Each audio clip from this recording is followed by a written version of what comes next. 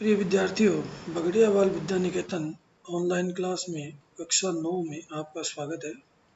आज हम कक्षा 9 का नया अध्याय 10 लगत पढ़ रहे हैं। कश्मीरी भाषा की लोकप्रिय संत कवयित्री ललित का जन्म 1320 के लगभग कश्मीर स्थित पाम्पोर के सिमपुरा गांव में हुआ था। उनके जीवन के बारे में प्रामाणिक जानकारी नहीं मिलती। ललित को लल्लेश्वरी, लल्ला या लल योगेश्वरी या लल्ला रिफा आदि नाम से भी जाना जाता है। उनका देहांत सन 1391 के आसपास माना जाता है। ललित की काव्य शैली को वाक कहा जाता है।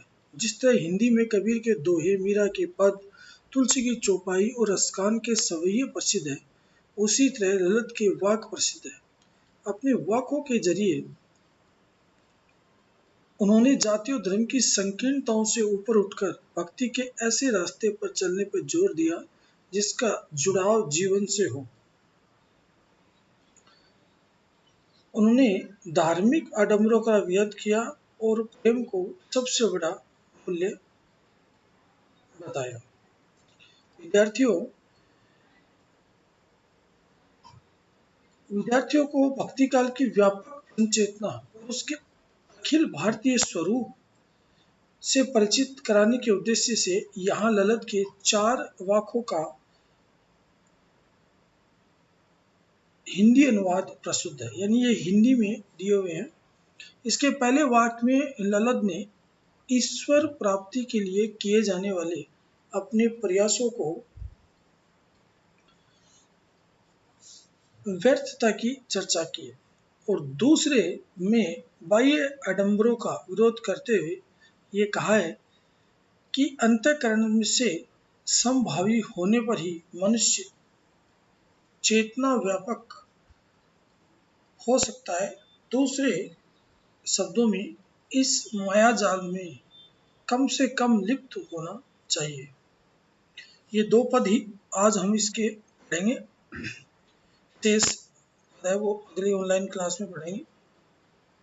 पहला पद को देखिए। रस्सी कच्चे धागे की खींच रही मैं नाव, जाने कब सुन मेरी पुकार, करे देव भव सागर पार। पानी टपके कच्चे सिकोरे, व्यर्थ प्रयास हो रहे हैं मेरे, जी में उठती रह हूँ घर जाने की चाह घेरे। पहली 2 पंक्तियों में कवयित्री रस्सी कच्चे धागे की खींच रही मैं नाव, जाने कब सुन मेरी पुकार, करे देव भर सागर पार। कवित्री के अनुसार ये जीवन कच्चे धागे की डोर सा नश्वर है, जिसके सहारे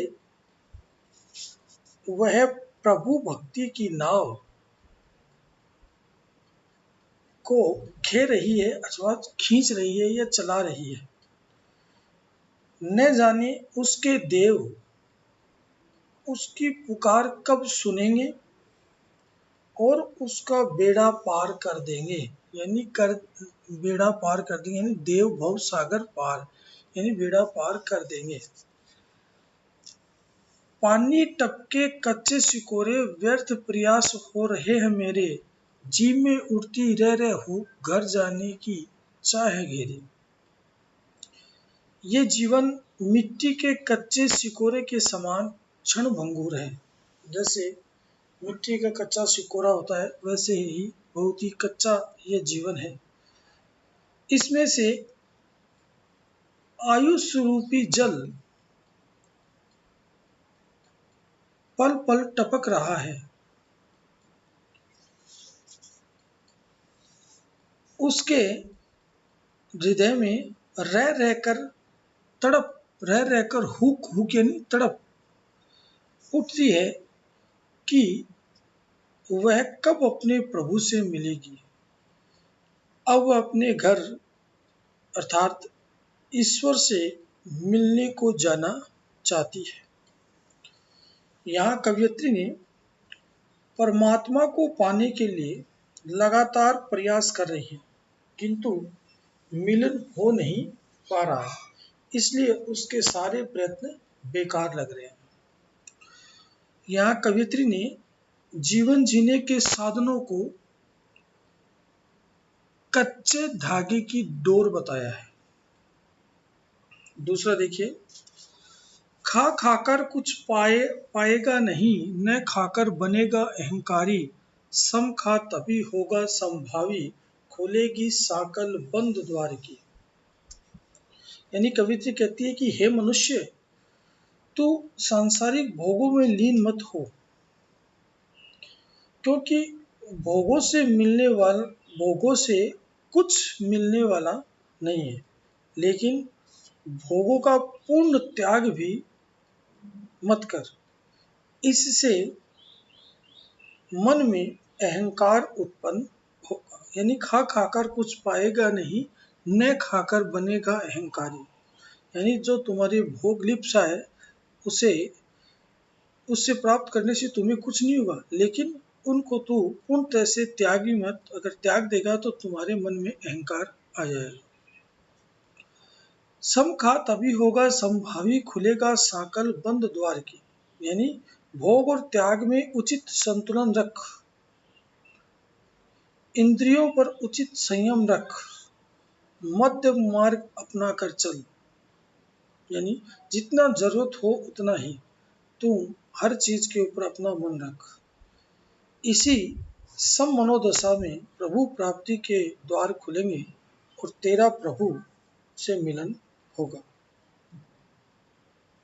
यहाँ पर कवित्री ने भोग और संयम रखने से और तपस्या का जीवन जीने से मनुष्य को बड़ा त्यागी और महात्मा समझने लगता है। इससे उसके मन में अहंकार जन्म ले लेता है। सम खाने का आशय यहाँ पर यह है, भोग पर उचित संयम रखना, अर्थात न तो भोग से दूर रहना, न ही उससे लिप्त रहना, बल्कि उचित भोग करते रहना। यानी जितना जरूरत हो उतना ही इकट्ठा करना और उतना ही अपने पास रखना। इस तरह से आज हमने इन दो भागों का अध्ययन किया। आगे वाले जो है उनका हम अगली ऑनलाइन क्लास में करेंगे। तब तक के लिए धन्यवाद।